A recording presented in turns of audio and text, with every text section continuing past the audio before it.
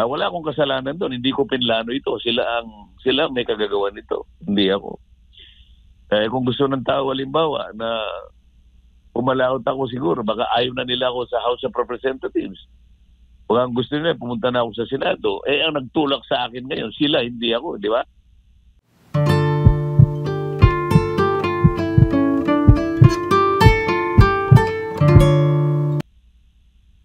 Kong, ano po ang naging reaksyon ng inyo pong mga kinakatawan sa party list sa ginawa po nyo dyan sa Kamara?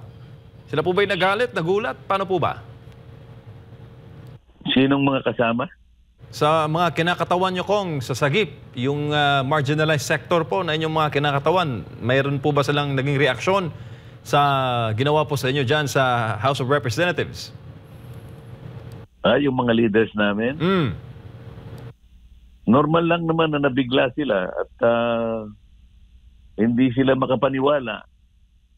Nasa kabila ng pagtatanggol lamang sa katwiran, ay ganito pa yung gagawin sa kanilang iniluklok na representative. Hindi naging maganda para sa aming mga leaders at mga sektor na kinakatawan yung ganitong klaseng pagpapasya na alam naman nila na ang inilaban natin ay katwiran lang. Alam din nila na yung katwiran na yun ay nakasalig pati sa tuntunin namin. Pagkatapos, aalisan nila ako ng pati membership, ay iba yung naging pananaw ng mga taong kinakatawan namin. At kung halimbawa ay mawalan sila ng pagtitiwala sa estabilidad ng aming mga tuntunin, ang may kasalanan nito ay nagsipanguna nito. Kong, kung pagbabatayan po ang komento ng mga netizens, marami po ang mas bumilib pa po sa inyo. Buhat po ng kanyo po ay kanilang masubaybayan doon sa ABS-CBN hearings hanggang sa talakayin po sa nagdaang mga kongreso yung issue sa kuryente, yung inyo pong pinaglalaban, yung issue sa kuryente, at hanggang ngayon po ang pagtayo po ninyo sa long-standing tradition sa House of Representatives. Marami po nagsasabi na kanila po kayong susuportahan kung kayo po itatakbo muli sa Senado. Malapit na po ang filing. Ano po ba ang aasahan natin sa inyo po, Kong? Hindi. Ang gusto ko sagutin doon, yung mga nagtaka kung bakit ginanito nila ako. Yung pagtatanggol ko ng katwiran na yun, kinakailangan tanggalan nila ako ng komite, halimbawa sa energy. Ano naman kinalaman ng pagiging vice chair o miyembro ko ng energy dahil ba sa sinasabi kong gusto kong ibaba ang kuryente? At dahil ba nung nakaraang linggo ay nag-object ako dun sa panukalang batas na kung saan ay aagawin ng Davao Light. Ito pag-aari ng Aboitiz ito eh. Aagawin yung prangkisa ng Nordeco. Sabi ko, pagka ginawa nila yan, mawawala yung competition dyan. Ang sinasabi ko, yung ating batas ay nagtatakda ng competition. Kapag ginawa nyo yung batas na yan, mawawala ang competition at eventually lalong tataas ang presyo ng kuryente.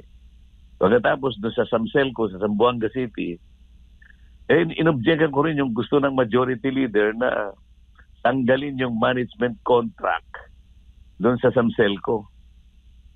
At pagkatapos, wala naman silang sinasabi kapag tinanggal yung management contract, para ka akong isang pasyente na intubated, tatanggalin mo ng ventilator, di namatay naman yan. Siguro ayaw nila itong mga posisyon na ito. Ang gusto ko lang naman, i-rationalize natin ang presyo ng kuryente. Ngayon, bigla nila akong tinanggal. So, maring yung mga taong nagsisimpatay sa akin, alam nila yung pinaglalaban ko.